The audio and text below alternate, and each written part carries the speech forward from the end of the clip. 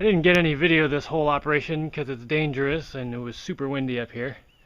But I just took this mold piece from here, pulled it out, slid it over and put it there.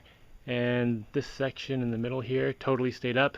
Just ignore all these garbage bags. They're just draped over the molds so nothing sticks to them. You know, just connected with, what are those things? Clothespins.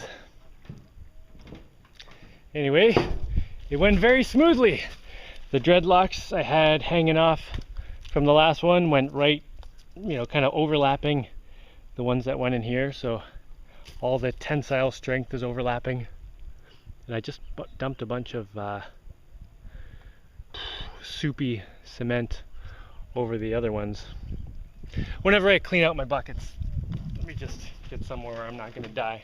Okay, whenever I clean out my buckets, you know, I put some water in the bucket, slurp it around to get everything off the sides, and then I dump it on the building somewhere because the cement soaks in and makes that section a little stronger. So every time I do a section up here, I'm just gonna dump whatever I have over whatever's already been done. So this just got a bunch more cement on it. I mean, just not a bunch, a little bit, but kind of spread everywhere. And it ran all the way down the side of the building, which is nice. And I have noticed that, you know, anywhere that I've poured the cement water on, like the surface is a lot stronger.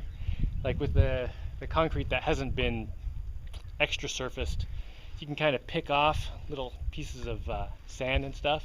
But if I put the cement water over it, it's just a lot more solid. You can't pick the bits off. Oh, that is awesome.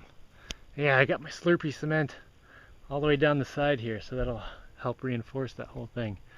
I'll have to go in this window and dump some on this part. Not that it really needs it, but it really does, you know, strengthen the surface. And it'll prevent it from wearing over time. It also, you know, seep into any cracks if there's any, you know, tiny cracks anywhere, and kind of glue them shut. So yeah, it looks like this is totally going to work. Oh, and when I moved the mold, the cement there was 2 days old. Not even 2 days old. Almost 2 days old though.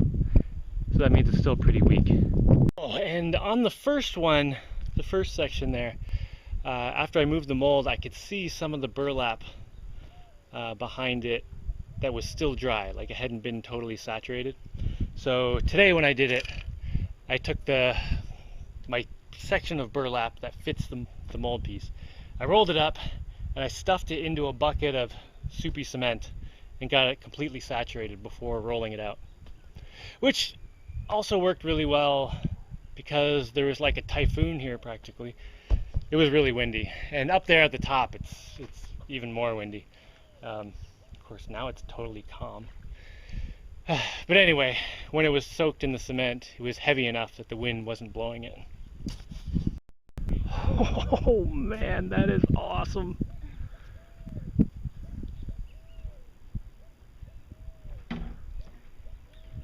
Oh, that's going so well.